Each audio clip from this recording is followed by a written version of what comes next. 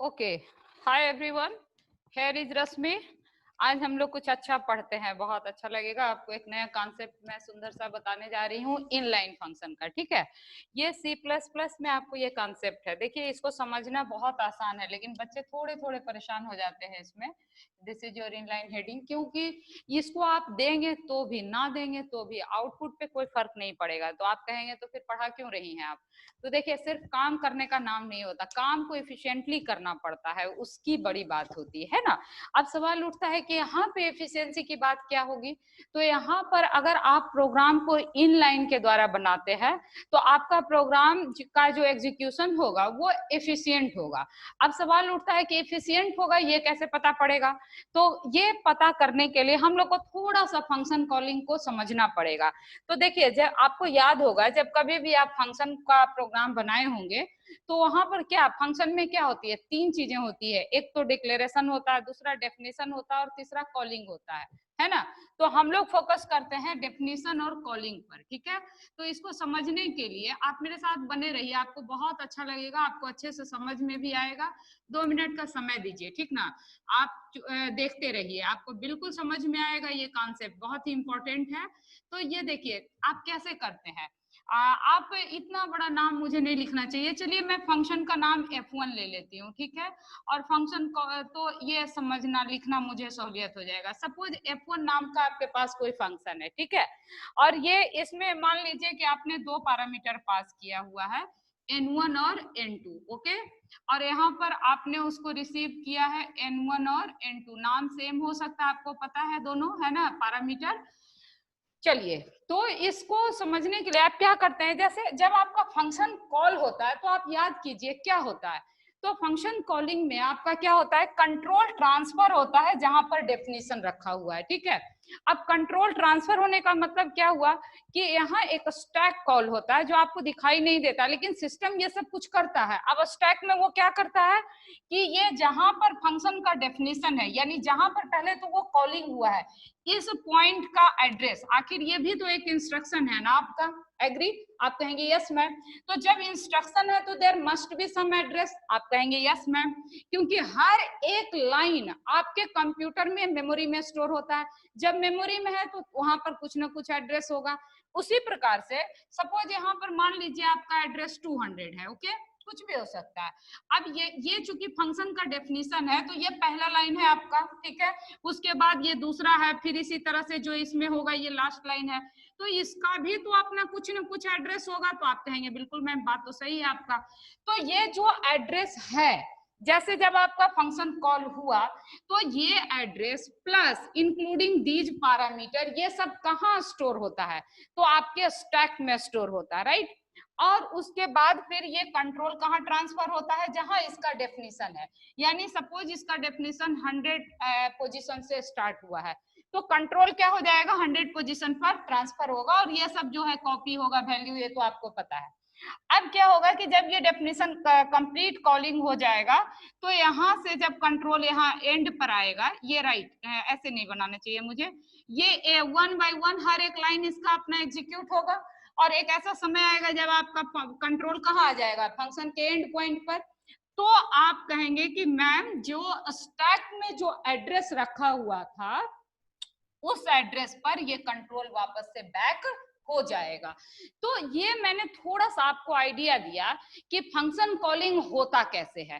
तो आप कहेंगे ये तो मुझे पता था, ठीक है, इट्स ओके, आपको पता है कि भाई फंक्शन कॉलिंग कैसे होता है। तो जब जब फंक्शन का कॉलिंग होता है तब तक एक स्टैक कॉल जनरेट होता है, और उस स्टैक में आपका कौन सा एड्रेस स्टोर होता है, जिस जगह पर फंक्शन कॉल हुआ है अलोंग विद दीज पैरामीटर, कि उस एड्रेस में जो पैरामीटर है उस पैरामीटर को भी उसमें स्टोर कर दिया जाता है। और फिर ये पूरा फंक्शन जब एग्जीक्यूट हो जाता है तो स्टैक से वो एड्रेस को निकालना होता है सिस्टम को, और फिर ये कंट्रोल यहाँ वापस बैक होता है। तो देखिए ये सब जो प्रक्रिया है, ये एक प्रकार से जब भी आप फंक्शन कॉल करते हैं तो now it becomes overhead, right. ये फंक्शन कॉलिंग में एक्स्ट्रा काम करना पड़ता है। तो C++ एक कॉन्सेप्ट लेकर आया कि अगर आपका फंक्शन सिंपल हो, ठीक है, कॉम्प्लेक्स नहीं हो, छोटा हो, सिंपल हो, उसका जो एग्जीक्यूशन टाइम है अगर वो बहुत कम है, तो ये ओवरहेड उसमें नहीं होना चाहिए, ठीक ना। इस ओवरहेड में भी आपके कंप्यूटर का प्रोसेसिंग तो हो रहा है, तो इस ओवरहेड के रेस्पेक्ट में अगर आपके फंक्शन का जो एग्जीक्यूशन है वो काफी कम है या छोटा है, तो आप चाहेंगे कि ये ओवरहेड से हम क्या हो सके, बच सके। तो इसी बचने के लिए आपको जो कॉन्सेप्ट है वो क्या लाया गया है, C++ क्या इंट्रोड्यूस किया है, इनलाइन फंक्शन का। अब यहाँ ध्यान रखिएगा, इनलाइन जो फंक्शन है ये रिक्वेस्ट है कंपाइलर को, कमांड नहीं है। कमांड और रिक्वेस्ट में अंतर तो आप समझ रहे हैं कि भाई करना ही करना है, ऐसी बात नहीं है, आप रिक्वेस्ट कर रहे हैं, कंपाइलर उसको एक्सेप्ट करेगा या नहीं करेगा। अब कहाँ कहाँ एक्सेप्ट होगा, तो इस कुछ लिमिटेशन को आप ध्यान रखेंगे। जैसे फंक्शन में कभी भी इनलाइन बनाने के लिए आपको क्या याद रखना पड़ेगा कि ये वही फंक्शन को हम इनलाइन बनाएंगे जिसमें लूप नहीं हो। अब आप कहेंगे कि मैम इनलाइन बनाने से फायदा क्या हुआ, ये तो आप बताई नहीं। इनलाइन बनाने में फायदा ये होगा कि ये जो ओवरहेड है वो खत्म होगा। तो ओवरहेड कैसे खत्म होगा, तुरंत आपको मैं समझा देती हूँ कि अब क्या होगा कि जैसे अगर किसी फंक्शन को आप इनलाइन बना देते हैं, तो इनलाइन बनाने के लिए आपको बस यहाँ एक कीवर्ड लगाना पड़ेगा, इनलाइन, ठीक है। तो इनलाइन जब आप यहाँ कीवर्ड लगा देंगे फंक्शन डेफिनेशन में, तो अब क्या होगा कि जो फंक्शन कॉलिंग आपका हो रहा था वहां पर, तो ये कंट्रोल यहाँ ट्रांसफर नहीं करना पड़ेगा। बात मेरी समझ रहे हैं आप क्या, कि अभी क्या हो रहा था, ये कंट्रोल यहाँ ट्रांसफर हो रहा था, ये एग्जीक्यूट हो रहा था, फिर कंट्रोल बैक हो रहा था। अब ऐसा नहीं होगा। अब क्या होगा कि ये जो फंक्शन का डेफिनेशन है, जहां पर भी कॉलिंग हुआ है वही कॉपी हो जाएगा at the time of compilation itself. Okay, बात समझ में आया कि कंपाइल जब आपका प्रोग्राम होगा उसी समय जहां फंक्शन कॉलिंग हुआ है इनलाइन फंक्शन, वहीं पर उसका जो डेफिनेशन है वो कॉल हो जाएगा। अच्छा, इसका एक एग्जांपल ऐसे लेते हैं, आप सब घर में देखते होंगे कि गांव घर में क्या होता है कि अगर कोई लोग बीमार हो गए तो दो केसेज होता है, या तो आप उनके लिए डॉक्टर को खुद घर पर बुला लेते हैं, या कोई बड़ा डॉक्टर हुए तो आप क्या कहते हैं, आप चलो अब तो डॉक्टर के यहाँ हॉस्पिटल लेके जाना पड़ेगा। बात समझ में आई। तो यहाँ पर क्या हो रहा है, डॉक्टर साहब खुद घर में आ जा रहे हैं, ठीक है। इनलाइन क्या है, डॉक्टर साहब खुद घर में आ जा रहे हैं कि यहाँ जब फंक्शन कॉलिंग हुआ तो कंट्रोल ट्रांसफर नहीं हो रहा है, ये फंक्शन ही इस जगह पे कॉपी हो गया। तो आपको जो कंट्रोल ट्रांसफर करने का जो ओवरहेड था वो क्या हो गया, आपका खत्म हो गया, समाप्त हो गया। लेकिन इसके साथ कुछ लिमिटेशन है, हर डॉक्टर को आप घर नहीं बुला सकते हैं। अगर पेशेंट की स्थिति ज्यादा खराब है तो उसके लिए उनको मशीन चाहिए, कॉम्प्लेक्स सिचुएशन है तो उनको हॉस्पिटल लेके ही जाना पड़ेगा, डॉक्टर वहीं ट्रीटमेंट करेंगे।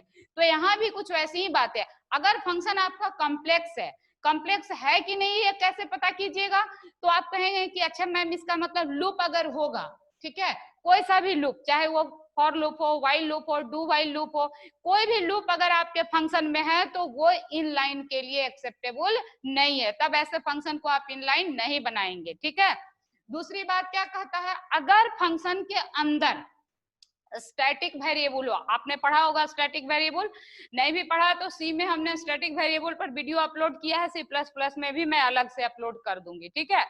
तो स्टैटिक वेरिएबल अगर आपने फंक्शन में यूज किया है तो you can not make that function inline. Clear, static variable function में नहीं होना चाहिए, अगर है तो आप इनलाइन नहीं बना सकते हैं।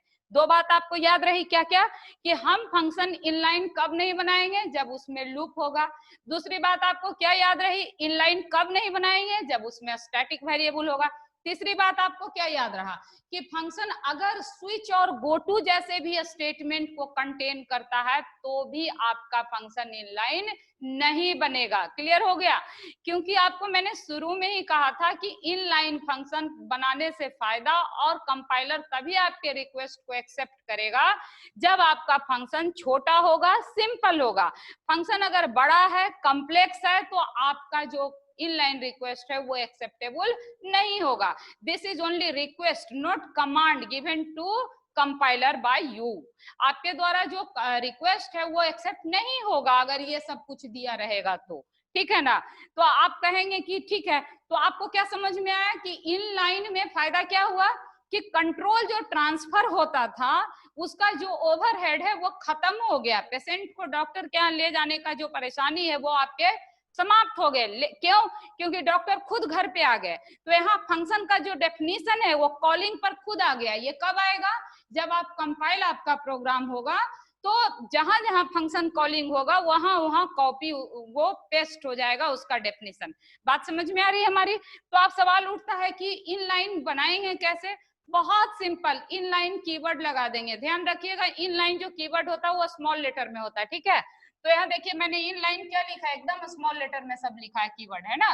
तो जैसे ये फंक्शन का नाम हो गया, ये फंक्शन का जो पैरामीटर है, अगर आप यहाँ कोई रिटर्न टाइप देना चाहते हैं तो दे दीजिए। वैसे मैंने यहाँ अलग से सिंटेक्स भी लिखा है कि आप फंक्शन में क्या देते थे, रिटर्न टाइप देते थे। अगर कुछ भी डाटा नहीं रिटर्न करता है तो अपन वॉइड लिखते हैं, अपने को याद है। और आप चाहें तो इसको बिल्कुल खाली भी छोड़ सकते हैं, ये भी वैलिड है। उसके बाद आप क्या लिखते हैं, फंक्शन का नाम। अगर पैरामीटर है तो आप यहाँ पैरामीटर देते हैं, नहीं है तो उसको खाली छोड़ देते हैं। तो ये सब कुछ करने से पहले पहले क्या लिख देना है आपको, इनलाइन। और यहाँ फंक्शन ओपन हुआ और ये क्लोज हुआ, इट्स ओके। तो इनलाइन फंक्शन में अगर लिखा हुआ है तो होगा क्या, फिर मैं बताती हूँ। जैसे यहाँ मान लीजिए आपका फंक्शन कॉल हुआ, तो अब क्या होगा कि इसी जगह पर जो भी फंक्शन का डेफिनेशन है वो यहाँ कॉपी हो जाएगा। किस वक्त कॉपी होगा? तो कंपाइल जब आपका प्रोग्राम हो रहा होता है उसी समय वो कॉपी हो जाएगा। वेरी क्लियर ना? तो आप कहेंगे yes ma'am it is very simple. Yes it is very simple. तो आप इसमें याद रखेंगे, क्या याद रखेंगे कि इनलाइन बनाने से सिस्टम का ओवरहेड क्या होता है, बढ़ जाता है, घट जाता है, सॉरी नॉट बढ़ जाता है, घट जाता है। लेकिन ये जरूरी नहीं है कि हर फंक्शन के लिए इनलाइन एक्सेप्टेबल होगा। इनलाइन तभी एक्सेप्टेबल है जब आपका फंक्शन क्या होगा, सिंपल होगा। कैसे पता करेंगे कि फंक्शन सिंपल है? तो कॉम्प्लेक्स नहीं है, छोटा है। इसमें छोटा तो ऐसे पता चल जाएगा कि नंबर ऑफ लाइंस जो इंस्ट्रक्शन है वो कम होंगे।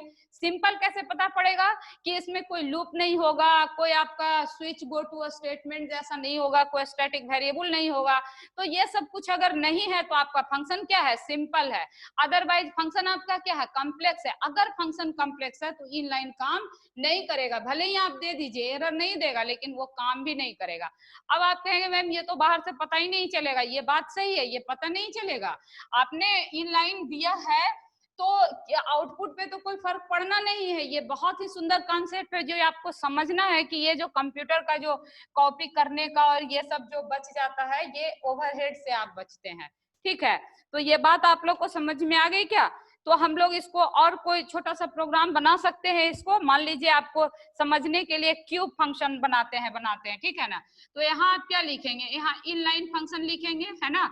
अब इनलाइन में मान लीजिए आपने एक इंटीजर क्यूब बना लिया, ये मान लीजिए क्यूब है।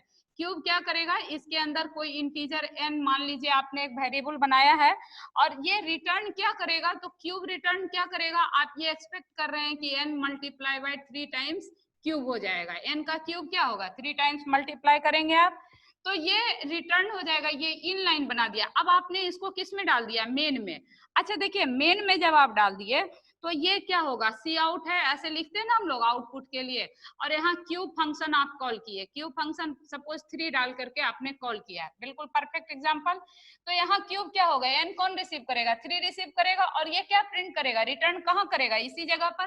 देखिए ये तो हम लोग अच्छी तरह जानते हैं ना कि जहां पर फंक्शन कॉल होता है डेफिनेशन, वहीं पर कॉलिंग क्या होता है, लास्ट में रिटर्न करता है। तो ये कॉल हुआ तो कंट्रोल तो यहाँ से जरूर यहाँ ट्रांसफर होगा। और ये जो वैल्यू 3 है, this will be copied into what, n। और ये जो n है इसी को 3 टाइम्स मल्टीप्लाई करके क्या कहाँ रिटर्न करेगा, 27 टू दिस प्लेस, ये आपको आउटपुट आएगा। लेकिन अब क्या होगा, चूंकि आपने ये फंक्शन क्या किया है, इनलाइन बनाया है और आप यहाँ देख रहे हैं कि यहाँ ना तो क्या नहीं है, ना तो आपका कोई लूप है, ना स्विच है, ना स्टैटिक वेरिएबल है। तो ये क्या हो गया आपका, ये आपका सिंपली आउटपुट 27 दे दिया।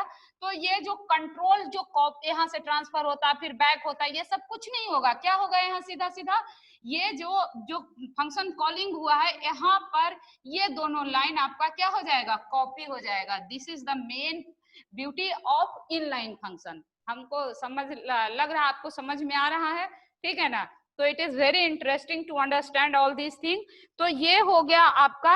अच्छा एक बात यहाँ लगे हाथ समझ ले, आप कहेंगे मैम आप तो बात कर रही हैं C++ का और यहाँ कोई क्लास का जिक्र ही नहीं हुआ, तो ये कैसे हो सकता है?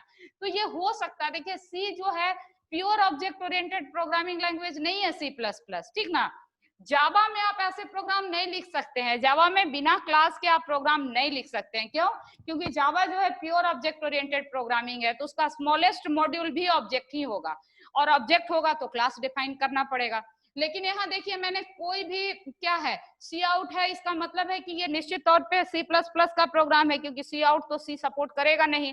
लेकिन यहाँ कोई क्लास नहीं है, तो ये क्या है, ये आपका सी का कोडिंग, मतलब सी प्लस प्लस का प्योर ऑब्जेक्ट ओरिएंटेड लैंग्वेज नहीं है, क्योंकि अगर प्योर ऑब्जेक्ट ओरिएंटेड रहता सी प्लस प्लस तो ये प्रोग्राम आप इसको इस तरह से लिख ही नहीं पाते, है कि नहीं। अब चलते हैं इसी प्रोग्राम को अपन बनाते हैं सी क्लास बना करके, ठीक है ना।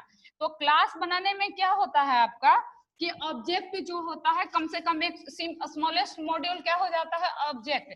बिना ऑब्जेक्ट के क्लास में काम आपका नहीं हो सकता है। जबकि यहाँ पर जो आपने बनाया है, तो यहाँ पर आप देख रहे हैं कि क्लास है ही नहीं है ना।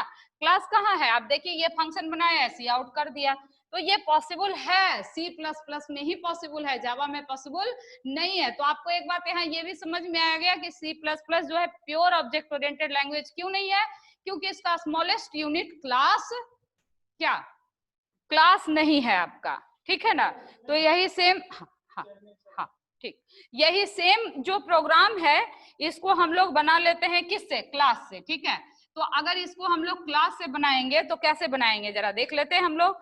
तो क्लास करने के लिए सब कुछ क्या करिएगा, इसी तरह लिखिएगा। अब क्लास का क्या नाम दे दें, यहाँ क्यूब लिखा है हमने, तो यहाँ पर क्या दे दें,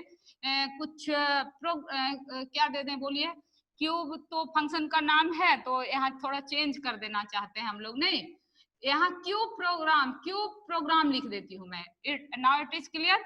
तो इस क्लास के अंदर अपन क्या करते हैं, एक फंक्शन को यहाँ पर डिक्लेयर कर देते हैं, ठीक है।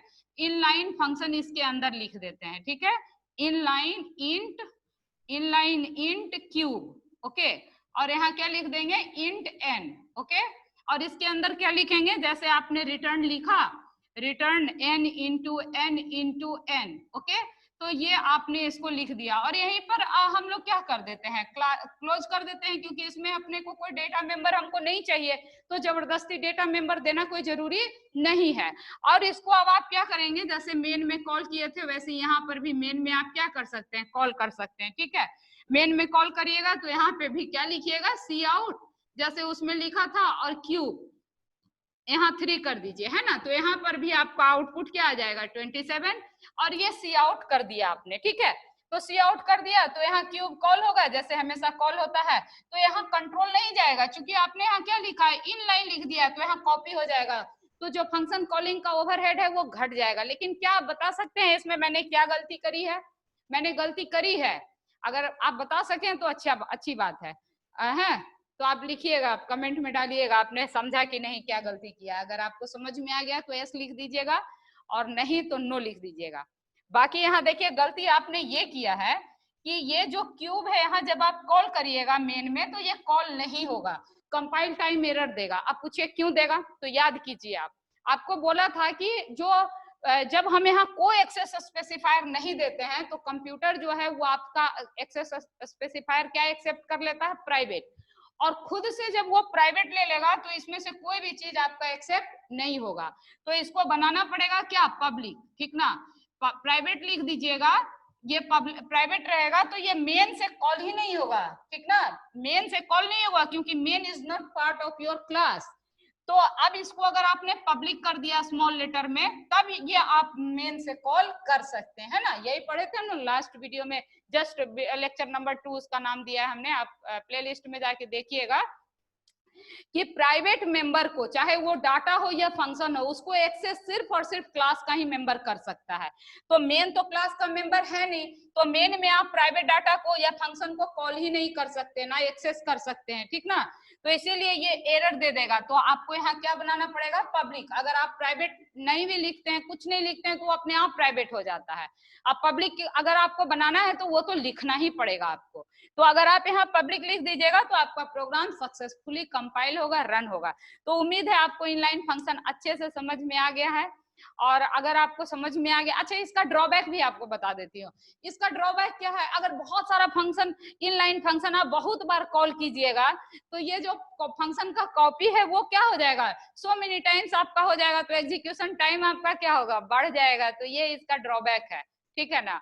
तो ये बात आपको समझ में आ गई, तो हमें लगता है आपको ये लेक्चर अच्छा लगा होगा। अगर आपको अच्छा लगा होगा, समझ में आ गया होगा, तो आप प्लीज चैनल को सब्सक्राइब कर दीजिएगा, कमेंट जरूर करिएगा, लाइक शेयर करना मत भूलिएगा, ठीक है। तो अगले क्लास में आपको मैं बताऊंगी स्कोप रिजोल्यूशन ऑपरेटर। आप कहेंगे मैम क्या क्लास में हमेशा फंक्शन को डिफाइन करेंगे, तो ऐसा नहीं है, आप क्लास के बाहर भी कर सकते हैं। तो वो लेक्चर नंबर 4 में मैं कवर करूंगी, ठीक है। तब तक take care, bye, thank you.